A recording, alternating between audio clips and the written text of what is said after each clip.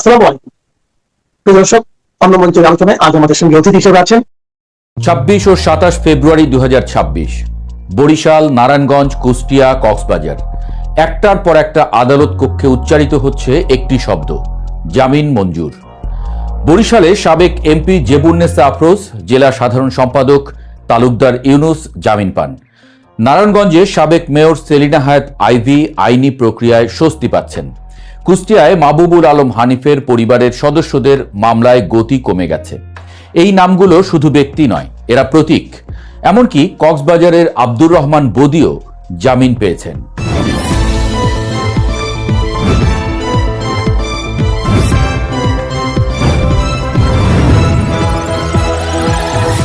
ভাবুন তো, যে দলটিকে আপনি ভেবেছিলেন রাজনৈতিক মানচিত্র থেকে প্রায় মুছে গেছে, সেই দলের কার্যালয় একে একে খুলছে।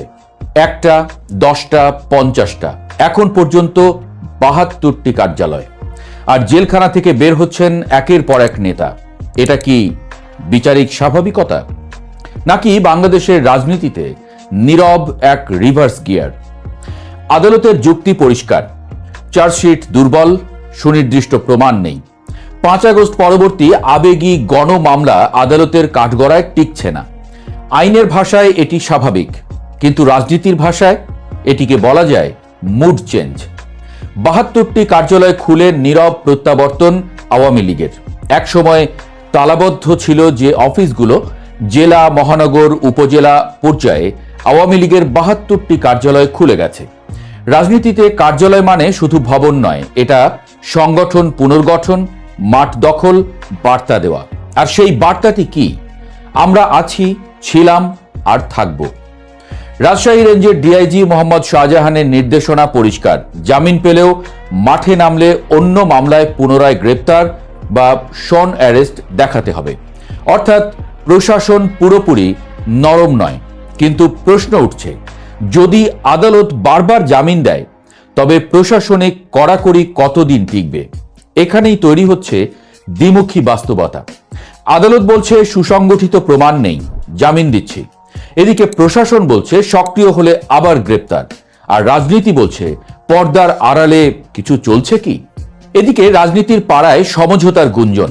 সাধারণ মানুষের মধ্যে এখন সবচেয়ে আলোচিত প্রশ্ন, বিএনপি কি কৌশলগতভাবে আওয়ামী লীগের আংশিক পুনরুত্থান মেনে নিচ্ছে? ধারণা দুটি কাজ করতে পারে এক্ষেত্রে। অন্তর্বর্তী সরকার ও বড় দলগুলো হয়তো ভাবছে সম্পূর্ণ নির্মূলের রাজনীতি অস্থিতিশীলতা বাড়ায়। অপরদিকে একটি অংশগ্রহণমূলক নির্বাচন চাইলে বড় দলকে পুরোপুরি বাইরে রাখা যায় না। কিন্তু বিএনপির কর্মীরা কি এই বাস্তববাদ মেনে নিচ্ছে? এখন আসি মূল প্রশ্নে, বিএনপি কি ভালো করছে না নিজের পায়ে কুড়াল মারছে? বিশ্লেষকরা বলছেন মাঠের সমীকরণ বদলে যাবে যদি আওয়ামী লীগ নেতারা মাঠে ফিরতে পারেন। তবে বিএনপির একক আধিপত্যের স্বপ্ন ভেঙে যাবে। আর প্রতিদ্বন্দ্বিতা মানে ভোট বিভাজন, কর্মীদের মনেও মানসিক আঘাত। 15 বছর জেল জুলুম সহ্য করা কর্মীরা যদি দেখেন প্রতিপক্ষ জামিনে বেরিয়ে সংগঠিত হচ্ছে, তবে হতাশা তৈরি হতে পারে। রাজপথের রাজনীতি আবেগে চলে, হতাশ কর্মী মানে দুর্বল সংগঠন। তবে কিন্তু উল্টো দিকটাও আছে। বিএনপি কি বুঝে গেছে সম্পূর্ণ দমন নীতি আন্তর্জাতিক চাপ বাড়াবে? মানবাধিকার সংগঠনগুলো ইতোমধ্যে গণগ্রেপ্তার এবং শোন অ্যারেস্টের সমালোচনা করছে। আন্তর্জাতিক নজরদারির মধ্যে নির্বাচন করতে হলে আইনি স্বাভাবিকতা দেখানো দরকার। এই হিসেবে দেখলে আওয়ামী লীগের জামিন বিএনপির জন্য রাজনৈতিক ঢালও হতে পারে। তারা বলতে পারবে, দেখুন, বিচার ব্যবস্থা স্বাধীন। আওয়ামী লীগ নেতাদের মুক্তি সমাজে 3 ধরনের প্রতিক্রিয়া তৈরি করছে। প্রথমত, সমর্থকদের উল্লাস, তারা মনে করছে সময় বদলাচ্ছে, সুদিন আসছে। দ্বিতীয়ত, বিরোধীদের ক্ষোভ, তারা এটিকে ডিল ভাবছে। আর শেষ ভাগে নিরপেক্ষদের সংশয়, তারা স্থিতিশীলতা চায় কিন্তু অস্থিরতার গন্ধ পাচ্ছে। রাজনৈতিকভাবে দমন যত দীর্ঘ হয়, প্রত্যাবর্তন তত নাটকীয় হয়। বাংলাদেশ কি সেই নাটকীয় প্রত্যাবর্তনের পথে? আইনি লড়াই এখনো আদালতে, কিন্তু রাজনীতি কখনো কেবল আদালতে সীমাবদ্ধ থাকে না। যদি মাঠে 2 বড় দল সমান শক্তিতে নামে, তবে সংঘাতের আশঙ্কা উড়িয়ে দেয়া যায় না। তবে আরেকটি সম্ভাবনাও আছে, এটি হতে পারে বাংলাদেশের রাজনীতির নতুন ভারসাম্য। বিএনপি কি ভুল করছে, নাকি তারা দীর্ঘমেয়াদে একটি বৈধতা নির্ভর রাজনৈতিক পরিবেশ তৈরি করছে, নাকি জামায়াতের উত্থানকে রোধ করতে চাইছে? রাজনীতিতে কখনো কখনো সবচেয়ে ঝুঁকিপূর্ণ সিদ্ধান্তই সবচেয়ে কৌশলী হয়। কিন্তু একটি বিষয় নিশ্চিত, আওয়ামী লীগের কার্যালয় খোলা, নেতাদের জামিন আর প্রশাসনিক কড়াকড়ির দ্বন্দ্ব সব মিলিয়ে 2026-এর নির্বাচন আগের যে কোনো সময়ের চেয়ে বেশি অনিশ্চিত। রাজনীতির দাবার বোর্ডে গুটি আবার সাজানো হচ্ছে। কেউ কি ভুল চাল দিল, নাকি এটাই ছিল আসল চাল? নমস্কার দর্শক, আমি তরুণ ঘোষ বলছি। আচ্ছা, আমেরিকা যেখানে যায় একবারে ঢোল নাগাড়া পিটিয়ে যায় যে আমি এখানে যাচ্ছি, এবার আপনারা সবাই সতর্ক থাকুন। কিন্তু ভারতের বেলায় এত মিনমিনি গেল। ভারতের বিরুদ্ধে যিনি বিষোদ্গার করেছিলেন আমাদের মালিক, আমি তখন থেকে তো নাম দিয়েছি মালিক, তিনি বিশ্বের মালিক, আমরা সব তার প্রজা, তিনি প্রভু, তিনি যা বলেন সেটাই সত্য, তিনি 80 বার আমাদের যুদ্ধ থামিয়েছেন সেটাই সত্য, তিনি 200% 500% হুমকি দিয়েছিলেন ট্যারিফ চাপানোর, সেটাও সত্য। কিন্তু ভারতবর্ষে নরেন্দ্র মোদী একটা মানুষ আছে, তাকে শালা কিছুতে করা যায় না। সে যতই তুমি তীর মারো না কেন, সে ঠিক ঢাল দিয়ে টুক টুক টুক টুক করে আটকে দিয়ে চুপ করে বসে আছে, ট্যাও করে না, ফুঁও করে না।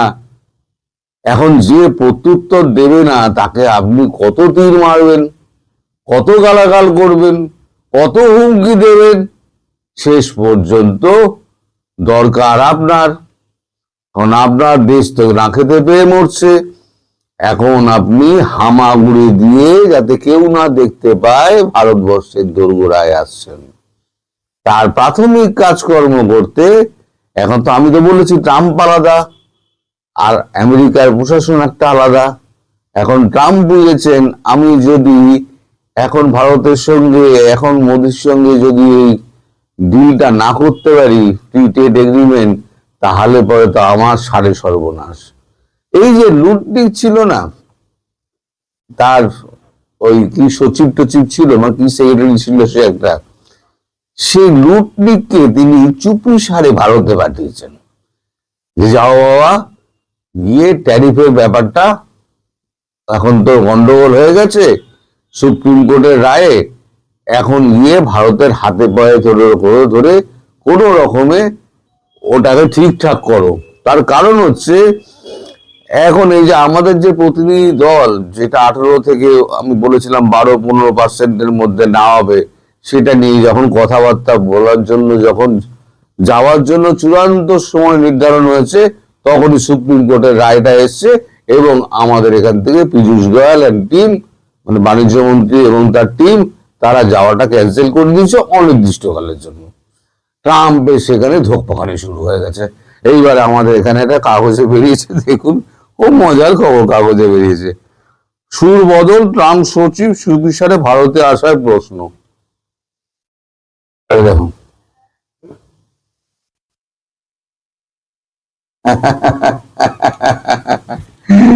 খবরটা পড়ছি, শুনুন। কয়েক মাস আগের কথা, ভারতকে তখন তুলনা করছেন তিনি। রাশিয়া থেকে তেল কেনা বাড়ানো নিয়ে হুমকি দিয়ে বলেছেন, বেশি দিন ওয়াশিংটনকে অগ্রাহ্য করে রুশ তেল আমদানি বহাল রাখতে পারবে না নয়াদিল্লি। আমেরিকার চাপের মুখে 2 মাসের মধ্যে দুঃখিত বলে ক্ষমা চেয়ে বাণিজ্য চুক্তি করতে হবে, এমন অবস্থার সৃষ্টি হয়। এই হুঙ্কার দেওয়া ট্রাম্পের সেই বাণিজ্য সচিব হার্ডওয়ার্ড লুটনিক, বাণিজ্য সচিব মানে আমাদের যেমন পীযূষ গোয়েল, তেমনি ওদের হচ্ছে হাওয়ার্ড লুটনিক, তিনি বৃহস্পতিবার চুপিসারে ভারত সফর করে গেলেন, কাউকে জানায়নি, না আমেরিকা জানিয়েছে, না অন্য তার কংগ্রেস কেউ জানিয়েছে, ডেমোক্র্যাট বা রিপাবলিক কেউ জানিয়েছে, কেউ জানেই না ব্যাপারটা।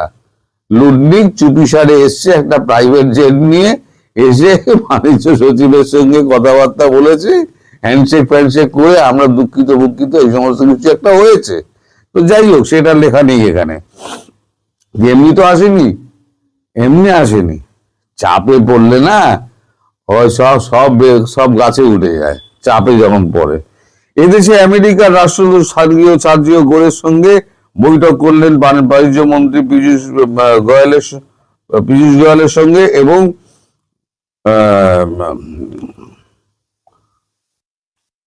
এদেশে আমেরিকার রাষ্ট্রদূত সার্জিও গোরের সঙ্গেও দেখা করে বৈঠক করেছেন বাণিজ্য মন্ত্রী পীযূষ গোয়েল। আচ্ছা, লন্ডনের ভারতে আসার থেকে গোয়েলের বৈঠক, পুরো বিষয়টাই সারা হয়েছে অত্যন্ত গোপনে।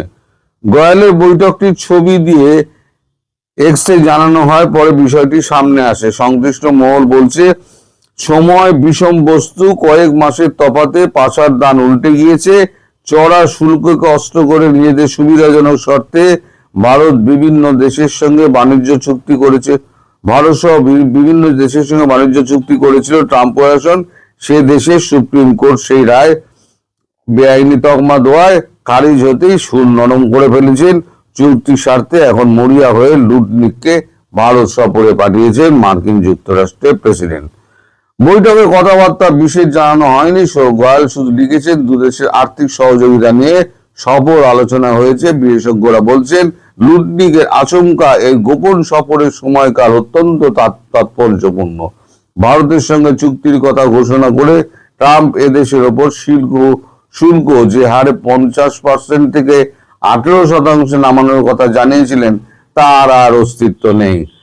আর শুল্কের খাড়া সামনে না থাকায় চুক্তির শর্ত নিয়ে ফের দর কষাকষির সুযোগ খুলে দিয়েছে সুপ্রিম কোর্ট। নয়াদিল্লির সামনে ইতিমধ্যেই ভারতীয় বাণিজ্য প্রতিনিধিদের আমেরিকা সফর স্থগিত হয়েছে, যেটা আমি বললাম। তাতেই প্রমাদ গুনতে শুরু করেছেন ট্রাম্প এবং তার সহযোগীরা। আঁচ করেছেন দ্রুত না এগোলে অচিরেই বদলে যেতে পারে বাণিজ্য চুক্তির গোটা ইতিহাস। দম শেষ, যা দমটম ছিল সমস্ত দমটম ফুরুত হয়ে গেছে। এখন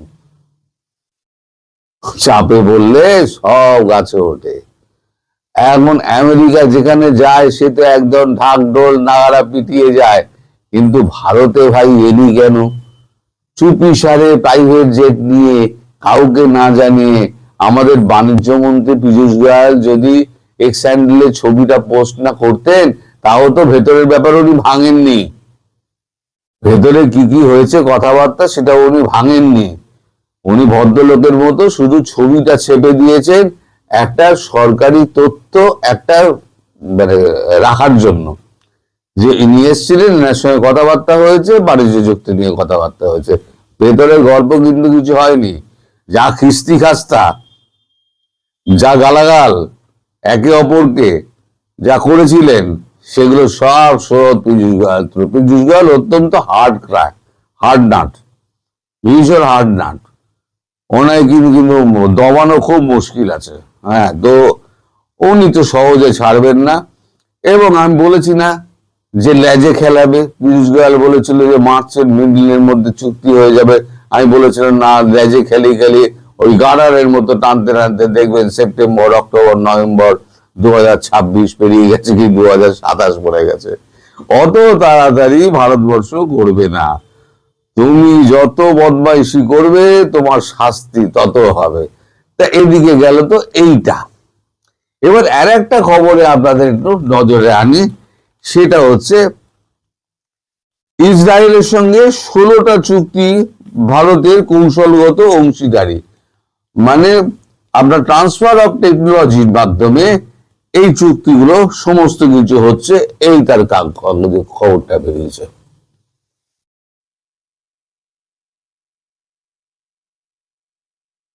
ষোলোটি চুক্তি ইসরায়েলের সঙ্গে ভারতের কৌশলগত অংশীদারিত্ব, কৃষি থেকে প্রতিরক্ষা, কোয়ান্টাম থেকে কৃত্রিম মেধা ও দুর্লভ খনিজ থেকে ইউপিআই, প্রযুক্তি ক্ষেত্রে সহযোগিতা। আজ প্রধানমন্ত্রী নরেন্দ্র মোদীর ইসরায়েল সফরের শেষ দিনে 16টি চুক্তি সই করল ভারত। সেই সঙ্গে প্রধানমন্ত্রীর ঘোষণা, আজ আমরা এক ঐতিহাসিক সিদ্ধান্ত নিয়েছি। ভারত এবং ইসরায়েলের কালো তৃণ দ্বিপাক্ষিক সম্পর্ককে বিশেষ কৌশলগত অংশীদারিত্ব মর্যাদায় উন্নীত করা হলো। পারস্পরিক বিনিয়োগ বাড়াতে দুদেশই সই করেছিল দুদেশের লগ্নি চুক্তি। চলতি বছরের মধ্যেই যুক্ত বাণিজ্য চুক্তি সই হতে চলেছে। এই আবহে আজ মোদি ইসরায়েলের প্রধানমন্ত্রী বেঞ্জামিন নেতানিয়াহু যে উচ্চ এবং নবাগত প্রযুক্তির অংশীদারিত্বের কথা ঘোষণা করে তাতে কৃত্রিম মেধা, কোয়ান্টাম এবং দুর্লভ খনিজ ক্ষেত্রে সহযোগিতা বাড়াবে বলে জানানো হয়েছে।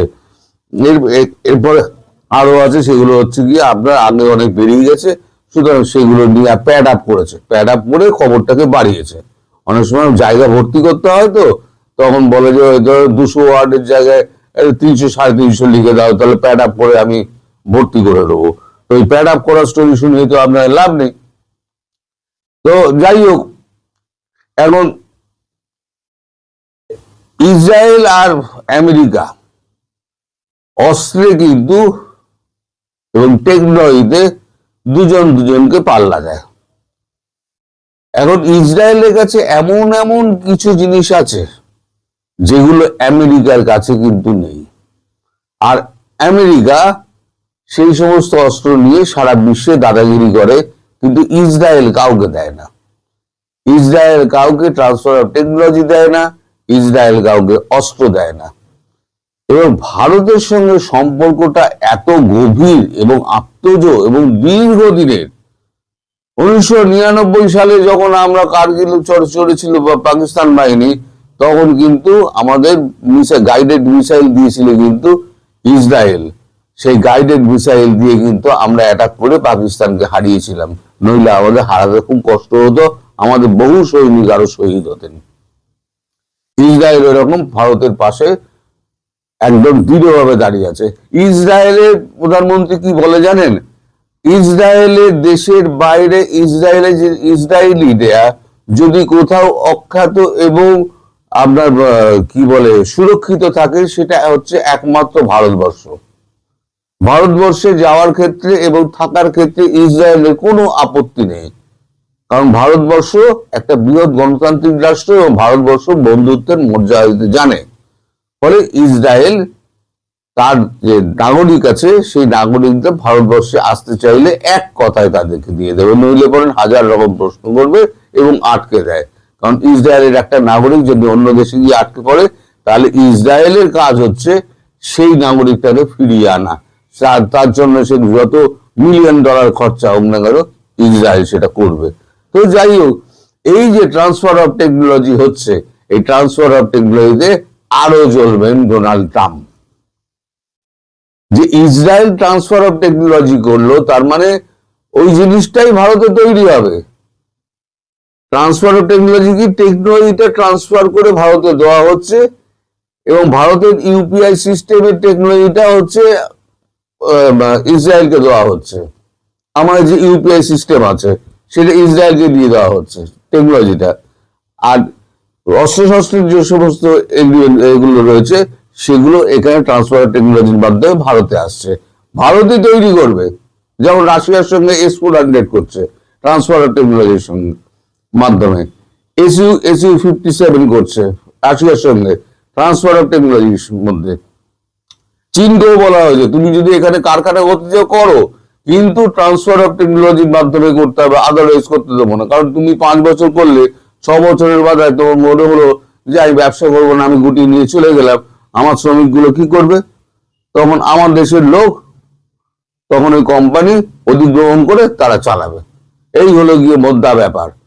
তা এখন সব যত মিলিত শক্তি আছে না, সব এসে ভারতের পায়ের দোরগোড়ায় পড়ে গেছে একদম।